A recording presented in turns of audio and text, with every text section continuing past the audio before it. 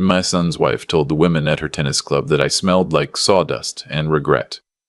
She said it on a Tuesday afternoon at the country club cafe, not knowing I was sitting 2 tables behind her with my back turned, finishing a chicken salad and reading the sports page. I'm 67 years old, and for the past 9 years I've let my son believe I was scraping by on my pension and a part-time handyman job out of my garage. What he didn't know, what none of them knew, was that the small carpentry shop I opened in 1989 in a leased warehouse off Route 9 had become Hollister Millwork and Cabinetry, a custom architectural woodworking firm with 3 production facilities across New England, 460 employees, and a contract book worth $78 million a year.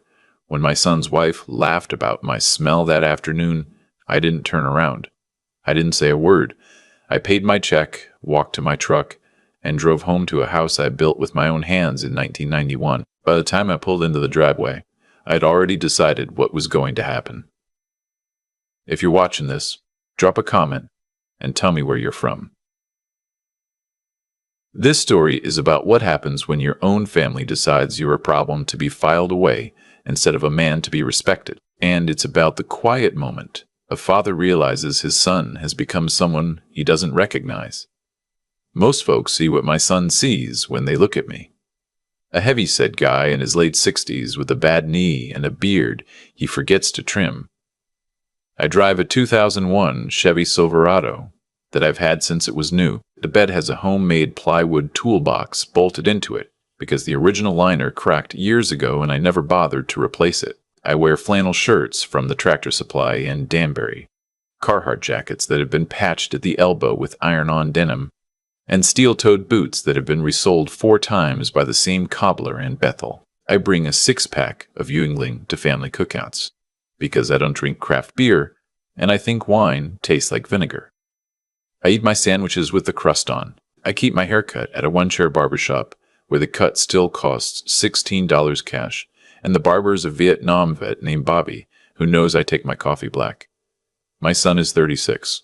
He went to Boston College on partial scholarship, and a lot of student loans I quietly paid off when he wasn't looking. Now he runs corporate strategy for a regional bank in Hartford, makes around $220 a year before bonus, drives a black Audi Q7, and lives in a 4-bedroom colonial in Avon that I helped with the down payment on without him knowing. The wire came from a Shell LLC, and the closing attorney told him it was a family trust contribution. He never asked which trust. His wife is 33. Pretty in that careful, expensive way some women learn in their 20s and never let go of. She runs a boutique interior design firm out of West Hartford that does kitchen renovations for orthopedic surgeons and divorce attorneys. She has 6,000 followers on Instagram and refers to her clients as her people. In 9 years of marriage, she has never once asked me what I do for a living. Not once. She assumed she knew. Her assumption was that I was a shop teacher who retired into hobby work, and her husband, my son, never corrected her because he'd come to believe the same thing himself. Her father is the one who should have known better. He runs a mid-sized commercial real estate brokerage out of Stamford, 61 years old, 3 failed marriages, currently on his 4th, and he carries himself like a man who's been told he's important by people he pays. His name doesn't matter for the purpose of this story, but I'll tell you, he has a habit of clapping a man on the back and calling him chief, which is the kind of thing men do when they want you to know they think you're beneath them. Her mother volunteers at a horse rescue and tells everyone at every dinner that she has a degree in art history from Connecticut College, which she got in 1984 and has done absolutely nothing with since. They live in a 6-bedroom in Farmington with a koi pond the husband had installed the same year his second marriage ended, and a 4-car garage that holds 3 cars and a Peloton. The first time I noticed something was wrong was at Thanksgiving last year. My son's wife brought her mother along to my house, even though I hadn't invited her. I cooked a turkey, made my late wife's stuffing recipe, set the table the way Helen used to set it. Her mother walked through my dining room and said, loud enough for everyone to hear, "Oh, this is so charming. It's like a little time capsule in here, isn't it?" I let it slide. I've been letting things slide for years. Then her mother started asking my son right in front of me about my long-term care planning. She used those exact words. Long-term care planning. As if I were already drooling into a bid. My son nodded along thoughtfully, like he and this woman had been having private conversations about me. They had. I knew they had. After dinner, my son's wife asked if she could just take a quick peek upstairs, which she explained was for design inspiration. I said sure. I sat at the kitchen table with my coffee and listened to her walk through the bedrooms with her phone out, taking pictures she didn't ask permission to take. She came back down 20 minutes later and told her mother that the master bathroom was a project, which is interior designer code for rip it out. That night, after they all left, I sat on my back porch with the dog. My wife had been gone for 6 years by then. She passed in the spring of 2019, ovarian cancer, 11 months from diagnosis. We were married for 38 years. She knew everything about the company. She built it with me. The first office we ever had was the kitchen of a rental in Waterbury, and the first contract we ever signed was on a card table she dragged in from the garage. She kept the books for the first 9 years until we could afford to hire someone. Her name is on the original incorporation papers right next to mine. When she died, I never took her name off anything. Not the deed to the house, not the mailbox, not the founding documents. The lawyers offered. I said no. I tell you this because what came next was not just an attack on me. It was an attack on a life 2 people built, and only one of us was still around to defend it. 3 weeks after Thanksgiving, my son came over alone on a Saturday morning. He brought donuts, which is what he used to do in college when he wanted to ask for money. I made coffee. We sat in the living room. He looked uncomfortable in a way I hadn't seen since he was 16, and had to tell me he dented the side of his mother's Buick. He said, "Dad, we need to talk about the house." I said, "Okay." He said, "It's a lot of house for one person." I said, "I built it for one family. I'm 1/4 of that family. I figure that's enough." He didn't laugh. He'd lost his sense of humor sometime in his late 20s and never gotten it back. He said the house was underutilized. He said I was sitting on equity. He said his wife had run some preliminary numbers, and that with current Litchfield County valuations, the property could be worth somewhere between $900,000 and $1 million. He said it like he was doing me a favor by telling me. Then he said, and I'll never forget this exact phrasing, "We've been thinking, what if we transitioned the deed to us now, while you're still healthy, and you took the in-law suite over the garage? Rent-free, obviously, and we'd cover taxes." The in-law suite. Over the garage. In the house I built. Rent-free, obviously. I asked him what his wife thought of this plan. He said, "Honestly, Dad, this was her idea. She's worried about you." I almost laughed. The woman had been in my house exactly 4 times in 9 years, 2 of those for funerals, and she was worried about me. I said I'd think about it. After he left, I went into the spare bedroom I use as an office and pulled out a folder I keep in a fireproof cabinet. The folder has my will, the business succession plan, and a single notarized letter my wife wrote 2 months before she died. I read the letter again. I read it 3 times. Then I put it back in the folder, closed the cabinet, and sat in my desk chair for about an hour without moving. Then I called my attorney. His name is Saul. He's been my corporate counsel for 26 years. He picked up on the second ring like he always does, and when I told him what was happening, he was quiet for a long time. Then he said, "Tell me what you want." I said, "I want everything bulletproof. I want the house in a trust by next Friday, with provisions that make it legally untouchable. And I want you to start a quiet review of every business relationship I have with anyone connected to my daughter-in-law's family." He said, "How quiet?" I said. "I want to know what we have, and I want options." He said, "Give me a week." The week stretched into 10 days. While I waited, the en-masse week conversation kept happening. My son called twice. His wife called once, sweet as syrup, to tell me she'd already found a wonderful assisted living community in Newtown that had a 4-week trial program. She actually used the phrase trial program like I was a streaming service she was thinking about subscribing to. Her mother sent me a card, a real card, in the mail, with a horse on the front of it. The card said she hoped I was considering all my options, and that she was here to talk anytime. She signed it with her first name and 3 little hearts. I burned the card in the fire pit out back the same afternoon it arrived. Then my son and his wife came over together on a Wednesday evening. They didn't call first. They walked in through the side door like they already lived there, and they had a folder with them. The folder was prepared. There were tabs. There were sticky notes. There was a printed-out floor plan of my house with proposed renovations, marked in red pencil. And the master bedroom, my bedroom, the one I'd shared with my wife for 28 years, had been relabeled Guest Suite Sow Future Nursery. My son's wife sat at my kitchen table and walked me through the proposal like I was a client. She said the in-law suite over the garage was 440 square feet, which she described as very livable for one person. She said they'd been generous with the timeline, giving me up to 9 months to transition my belongings. She said her father knew an estate attorney in Hartford who'd already drafted the deed transfer paperwork and was willing to handle the whole thing for a family discount.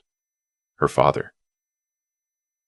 attorney, drafting paperwork for my house. I asked her if her father had also drafted paperwork for the house in Farmington. The Koi Pond house. The 6-bedroom one her parents lived in. She blinked. She said, "What does that have to do with anything?" I said, "I'm just asking. Are your parents transitioning their property to you and your siblings? Is your father moving into the apartment over his own garage?" She said her father's situation was completely different. She said her father was a private investor, and his assets were complex. I said, "Mine are simple, are they?" She said, "Robert, please don't make this difficult." That was the first time she'd ever called me by my first name. In 9 years she'd called me Hollister, exactly once, the day she married my son, and otherwise she'd called me nothing at all. She'd talk around me. She'd ask my son to ask me things. She'd pretend I wasn't in the room. I said, "I'll take the paperwork. I'll have someone look at it." My son said, "Dad, who would you have look at it?" I said, "I know a guy."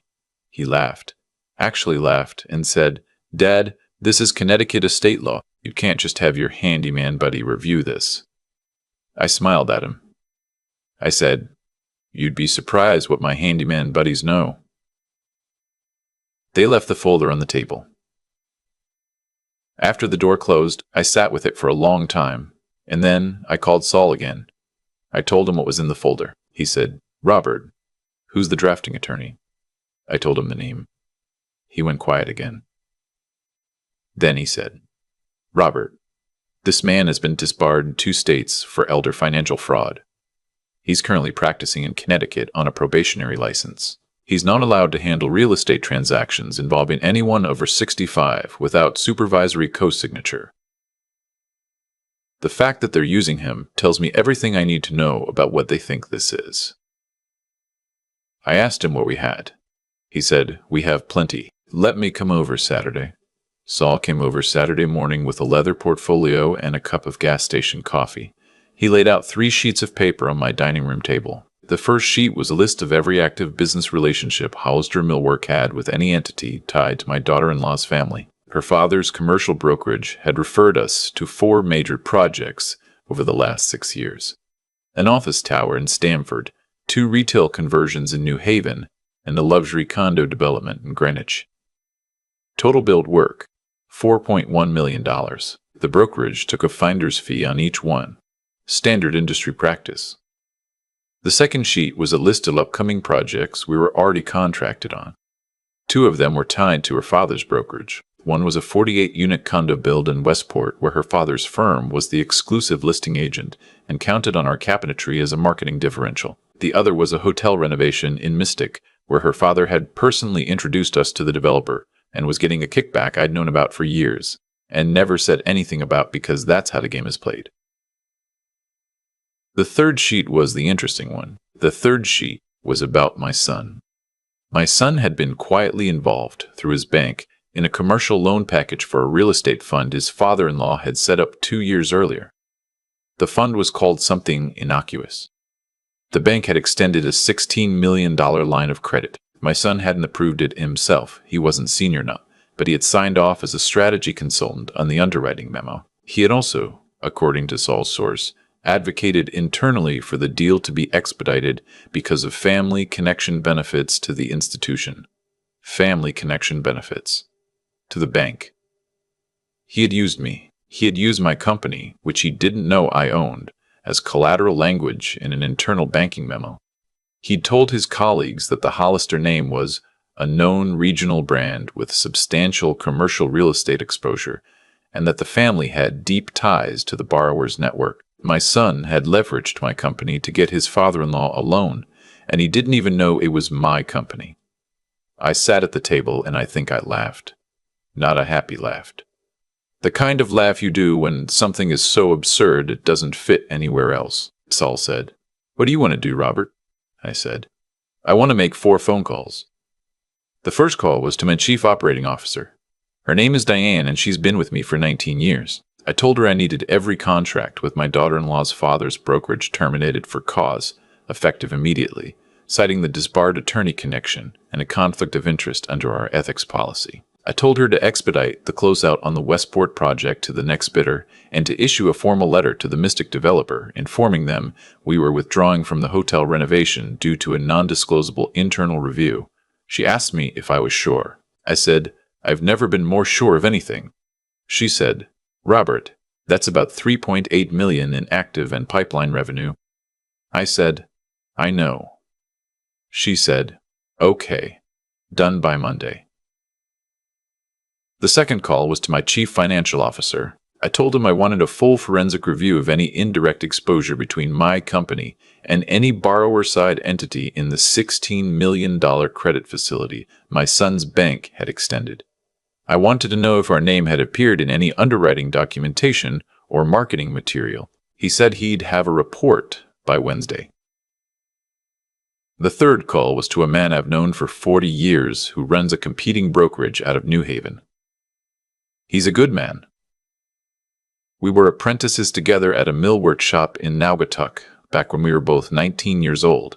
I told him there was an opportunity coming open in Westport and Mystic, and that I wanted to refer it personally if his firm could absorb the work. He said he'd take it. He said, what changed? I said I had to clean some things out. He said, I figured you would eventually. The fourth call was the hardest. I called the priest at the church my wife and I were married in. Father Donovan is in his 80s now, and half deaf, and he's known my family longer than my son has been alive. I asked him a question. I asked him if you could love your son and still let him fall. If falling was the only thing that would teach him anything. Father Donovan thought about it for a while. Then he said, Robert, the only love that matters is the kind that can survive the truth. If your son's love for you can't survive the truth of who you are, then it wasn't love. It was a story he was telling himself. I sat with that for a long time after I hung up the phone. 2 weeks went by. The contracts were terminated. My daughter-in-law's father started making phone calls he didn't understand the answers to. The Westport developer pulled his exclusive listing from her father's brokerage on a Thursday. The Mystic developer canceled a luncheon. Her father called my son. My son didn't call me, because my son still didn't know it was me. The dinner came on a Saturday in late February. It was supposed to be a birthday dinner for my granddaughter, who was turning 4. My son's wife had rented out the back room of a steakhouse in West Hartford that had wood paneling and a leather banquette and small brass lamps on every table. She'd invited 50-some people, her parents, her sister and her sister's husband, her tennis friends, my son's bank colleagues, a handful of her interior design clients, 2 cousins of hers I'd never met, and me, the father-in-law, the grandfather, in my flannel shirt and my jeans and my work boots, sitting at the end of the table near the kitchen door, because that's where she'd put me. The first hour was fine. I held my granddaughter on my lap for a little while and told her about a chipmunk that lived in my woodpile. She thought that was funny. My son's wife took her back after about 10 minutes and handed her to a babysitter she'd hired for the dinner, because apparently 4-year-olds at their own birthday parties are an inconvenience now. Halfway through the entree, her father stood up. He had a glass of Cabernet in one hand and a steak knife in the other, which he was using to tap the glass like a gavel, and he gave a toast. The toast was about how proud he was of his daughter and his son-in-law for stepping up to take responsibility for the family's legacy properties. He said those exact words, family's legacy properties. He didn't look at me when he said it. He looked at his daughter, who was beaming, and then at the room, who clapped politely, and then he said something about how the next generation always has to carry the load when the previous generation is ready to set it down. My son raised his glass. So did his wife. Her mother dabbed her eye with a napkin like this was a wedding. My daughter-in-law stood up next. She had prepared remarks. On a card. She said she wanted to share some exciting news with the family. She said that after a lot of love-filled conversations, her father-in-law, me, had agreed to transition his property in New Milford so that the next generation could continue the family's roots in Litchfield County. She said the renovation would begin in the spring. She said her firm would be handling the design pro bono as a gift to her father-in-law for his contribution. I had not agreed to anything. I had not signed anything. She was announcing my eviction as a wedding present to herself in front of 50 witnesses while I sat eating a medium-rare ribeye 6 feet away from her. The room clapped. People raised glasses to me. A few of them, strangers mostly, turned and smiled at me in that pitying way people smile at the elderly when they're being praised for being cooperative. I set down my fork. I wiped my mouth with a napkin. I stood up. I said, "Before we go any further with this, I'd like to ask my son a few questions." The room went quiet very fast, the kind of quiet that has texture to it. My son said, "Dad, what are you doing?" I said, "I'm asking you a question. Do you know a company built the cabinetry in this restaurant?" He said, "What?" I said, "The wood paneling, the bar back, the wainscoting. Look at it. It's hand-finished walnut with a mortise and tenon joinery on the bar return. Do you know who built it?" He said, "Dad, I don't." I said, "I built it. My company built it. We delivered it in 2014 when this place was renovated. The owner is a friend of mine. He still sends me a bottle of bourbon at Christmas." My son's wife said, "Robert, please." I said, "Do you know what company supplies the millwork for the new condo development in Westport? The one your father has the exclusive listing on?" I was looking at her now, not at him. She didn't answer. I said, "Your father's brokerage has been using my company for 6 years, $4.1 million in business. Do you know my company's name?" She said, I said, "Hollister Millwork and Cabinetry. 3 plants, 460 employees, $78 million in annual revenue. I founded it in 1989. My wife and I founded it together. Her name is on the incorporation papers. She died 6 years ago, and I never took her name off because she earned her place on that document the same way I earned mine." The room was so quiet you could hear the kitchen door swing. Her father had set down his wineglass. His face had gone the color of old paper. I said, "I terminated every contract between my company and your father's brokerage 2 weeks ago. The Westport project is now being handled by a competitor. The Mystic Hotel is too. Your father has lost approximately $3.8 million in active and pipeline revenue, and he's about to lose his exclusive listing in Westport, which I believe is the largest single asset on his firm's marketing materials." My daughter-in-law said, "You can't." I said, "I can. I did." I turned to my son. I said, 2 years ago, your bank extended a $16 million credit facility to a real estate fund managed by your father-in-law. You weren't the approving officer, but you were a strategy consultant on the underwriting memo, and you advocated internally for the deal. Do you remember that?" He didn't say anything. His face had gone slack in a way I'd never seen on him before. I said, "In your internal memo, you described the borrower's network as having deep ties to the Hollister name, which you characterized as a known regional brand with substantial commercial real estate exposure. You used my name. You used my company's name as leverage to get your father-in-law a loan you didn't think I had any connection to because you believed I was a retired shop teacher with a hobby workbench in his garage." He said very quietly, "Dad, I said. I'm not done. I called the bank's compliance office on Tuesday. Anonymously. They're now reviewing whether your reference to the Hollister name in the underwriting memo constituted an undisclosed related party representation. They'll figure out within a week that it did. That's a regulatory issue, son. That's not something your CEO can wave away. My son sat down. He didn't sit down deliberately. His knees gave out, and he caught himself on the edge of the table. I said, I don't want anything from any of you. I don't want apologies. I don't want explanations. I want you all to understand exactly what was happening here tonight. I looked at her parents. The mother had a hand pressed to her mouth. The father was staring at the tablecloth. I said, you came into my house on a Wednesday evening with a folder, and you told me I'd be moving into the apartment over my own garage. You hired a disbarred attorney to draft the paperwork. You announced my eviction tonight, in front of strangers, as if it were a charitable act. You did all of this because you believed that I was poor and old and tired, and that I would be grateful to be managed. I looked at my granddaughter, who was on the babysitter's lap on the other side of the room, eating a piece of bread and watching all of this without understanding any of it. I said, the house in New Milford is in a trust. It has been since last Friday. The trust has provisions that prohibit any transfer to any direct or indirect family member for a period of 99 years. After I'm gone, the house will be donated to the Connecticut Carpenters Apprenticeship Program. They'll use it as a residence for their first-year apprentices, 2 at a time, who can live there rent-free while they learn the trade. The trust will pay the taxes and the maintenance in perpetuity. My son said, Dad, you can't. I said, I already did. I picked up my coat off the back of my chair. I put 2 $20 bills on the table for my share of the meal, because I don't take charity. I walked over to my granddaughter, and I kissed the top of her head, and I told her that Grandpa loved her, and that I'd see her soon, and that I was sorry the grown-ups were being loud at her party.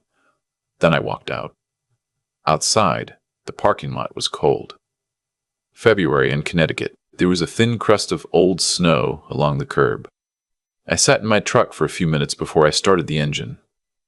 I wasn't crying. I'd done my crying weeks earlier. I was just tired, the way you're tired after you finish something that took a long time to finish. My phone started buzzing about 10 minutes into the drive home. I didn't answer. The next morning, I made coffee and let the dog out and read the paper.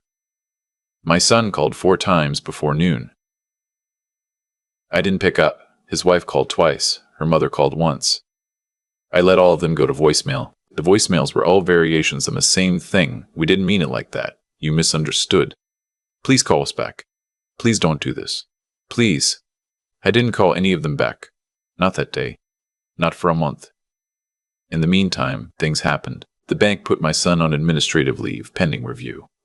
He kept his job eventually, but he was demoted out of strategy and reassigned to a smaller branch network role at a salary cut of about 30%. Her father's brokerage lost 2 more accounts after word got around, and word does get around in commercial real estate, about why Hollister Millwork had pulled its contracts. He had to lay off 3 brokers and downsize his office. The Koi Pond house went on the market quietly in April. Her interior design firm lost most of its clients within 6 weeks. 2 of them sent me handwritten notes explaining that they'd hired her on her father's recommendation and that they were sorry. I burned those notes too. I didn't need apologies from people I didn't know. At the end of March, my son came to my house alone. He didn't bring donuts. He didn't bring his wife. He didn't call ahead. He drove up in the Audi, parked behind my truck, and walked up to my porch in a wool coat that looked like it had been ordered for an executive he was no longer pretending to be. He knocked. I opened the door. He looked older than 36. His hair had gone gray at the temples in a way I hadn't noticed before. He stood on my porch for a long time without saying anything. Eventually, I said, "You want to come in?" He said, "If you'll let me." I let him in. We sat at the kitchen table where his mother used to roll out pie crusts. I made him coffee. He held the cup with both hands. He said, "I don't know how to start." I said, "Then don't start, just talk." He said, "I don't know who I became, Dad. I don't know when it happened. I look at the things I did. The things I said about you to people who didn't even know you, and I don't recognize the man who said them. I think I started trying to impress her family before we got married, and I never stopped. And somewhere along the way I forgot that I came from somewhere. I came from you, from Mom, from this house, and I treated all of that like it was something to be embarrassed about, because her family treated it like it was something to be embarrassed about. And I thought if I just agreed with them long enough, I belonged to them. I didn't say anything. I let him talk. He said, I don't want anything from you. I'm not here for the company. I'm not here for the house. I just wanted to look at you in your own kitchen and tell you I'm sorry. And I know that's not enough. And I know I don't deserve to come back from this, but I needed you to hear it from me face to face. Not in a voicemail. Not in a text. Here. In this room.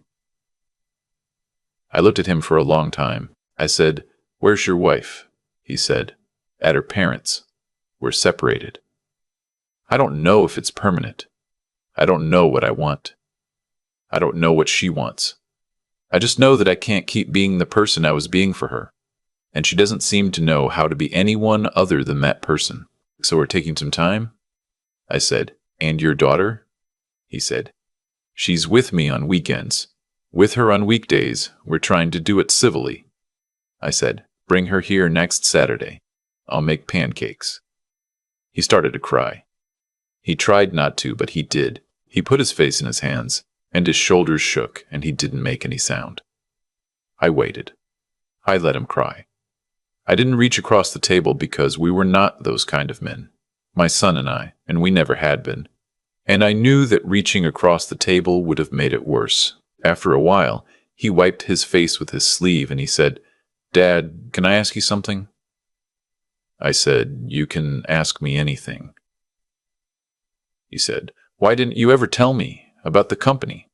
About what you actually did, about any of it? I thought about that question for a long time before I answered. I said, Your mother and I made a decision when you were about 9.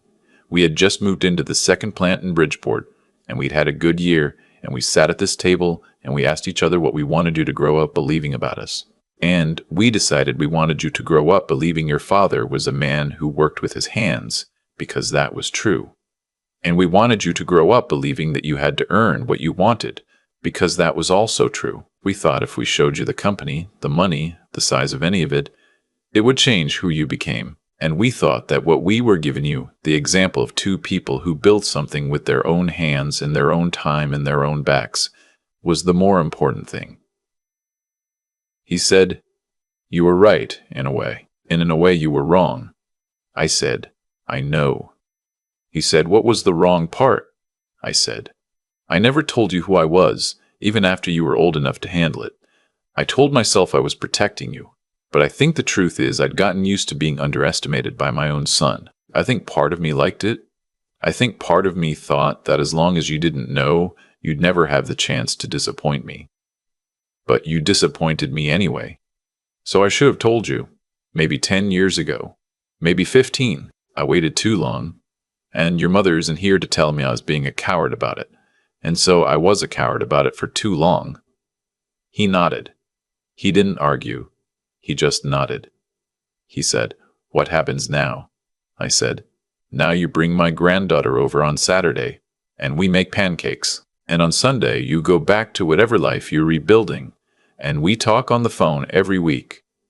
Not because I'm checking on you, because I want to know my son again, and you have to let me know him, because I've been gone from your life almost as long as you've been gone from mine. He said, Okay, Dad. He stayed for another hour. We didn't talk about the company. We didn't talk about the house. We didn't talk about his wife. We talked about my granddaughter and about the chipmunk in the woodpile, and about a fishing trip we took to the Adirondacks the summer he was 12. He remembered the name of the lake. I'd forgotten it. He reminded me. We laughed about something his mother had said on that trip, and for a moment it was like she was in the room with us. And then the moment passed, and he got up and put on his coat. At the door he stopped. He said, Dad, the apprenticeship program, the one you're leaving the house to. I said, Yes. He said, Could I help with it? Not as your son, as a volunteer. I have a finance background. I could help them set up their books. Pro bono. It would be something I'd like to do. I looked at him. I said, "You'd have to apply through the director, like anyone else." He said, "I know." I said, "I won't put in a word for you." He said, "I know." I said, "If you get in, I'll be proud of you. If you don't, I'll be proud of you for trying." He said, "Thanks, Dad." He walked to his car. He turned and waved at me from the driver's seat. I waved back. He pulled out of the driveway and disappeared down the road, and I stood on my porch in the late March cold, and I watched him go. I never told him that I'd already mentioned his name to the director. Not as my son, as a finance professional with relevant experience who might be interested in volunteering. The director said she'd consider his application on its merits. I said that was all I was asking. Some lessons you have to let your children learn on their own. In some lessons, the ones about being loved, you can quietly tilt the world for them, just a little, and never tell them you did it. That's a father's privilege. That's the part of the job that doesn't end when they grow up. If you're watching this, leave a comment and tell me where you're from. Tell me about your father if he's still around. Call him this week if you can. And if he isn't around anymore, tell me one thing he taught you that you still carry. The world tries to make us think the people who built things with their hands are smaller than the people who built things with their mouths. They're not. They never were. They're the only people in the world whose work outlasts them. My wife built half of a company with me. The walnut paneling in that steakhouse will outlast all of us. My granddaughter, when she's old enough, will know who her grandmother was, because I'm going to tell her every Saturday over pancakes for as long as I'm able. And the apprentices who will live in my house someday will sleep in the bedrooms my children grew up in, and they'll learn a trade in a place that was built with hands that loved it. That's the only kind of inheritance worth leaving. And it's the only kind I ever planned to leave in the first place. I've thought a lot about that night in the steakhouse, and the months that came after, and what I'd say to a younger man sitting where I sat. I'd tell him this. The day my son walked into my kitchen with a folder full of plans for my own house, he wasn't a villain. He was a man who'd stopped being curious about his own father, and curiosity is the first thing that dies when respect dies. Everything that happened to him after that, the demotion at the bank, the separation from his wife, the slow unraveling of the life he'd built on borrowed certainty, all of it was already written the moment he decided he knew who I was without ever asking. That's the law I've come to believe in after 67 years of watching it work. What you assume about people quietly becomes the world you live in. My son assumed I was small, and so he made small choices. His wife assumed I was poor, and so she built a marriage on a foundation of contempt for a man she'd never bothered to know. Her father assumed I was beneath him, and so he leveraged my company without ever once wondering whose hands had actually made the wood that hung on his walls. Each of them paid for their assumption in a different currency. None of them paid because I punished them. They paid because the truth has a weight to it, and when it finally lands, it lands hard. I think the lesson isn't about money, and it isn't about revenge, and it isn't even about who built what. The lesson is that there are 3 things a man has to keep alive in himself if he wants his life to mean anything at the end of it. He has to keep his honesty alive, even when it would be easier to lie about who he is.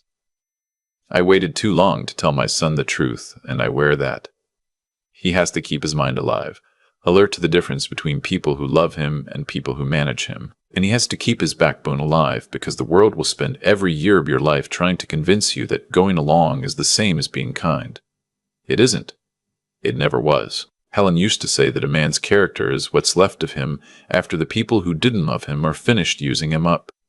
She said it the year we opened the second plant, when a man we trusted tried to take half the business out from under us. We let him fail. He failed. She was right then, and she's right now, even though she's been gone 6 years. If you're sitting somewhere watching this, and you've been letting yourself be made small by someone who shares your last name, please hear me. The kindest thing you can do for the people you love is refuse to be erased by them. They won't thank you for it tonight. They might not thank you for it next year. But the love that survives the truth is the only love that was ever real to begin with. The rest was just a story someone was telling about you while you weren't paying attention.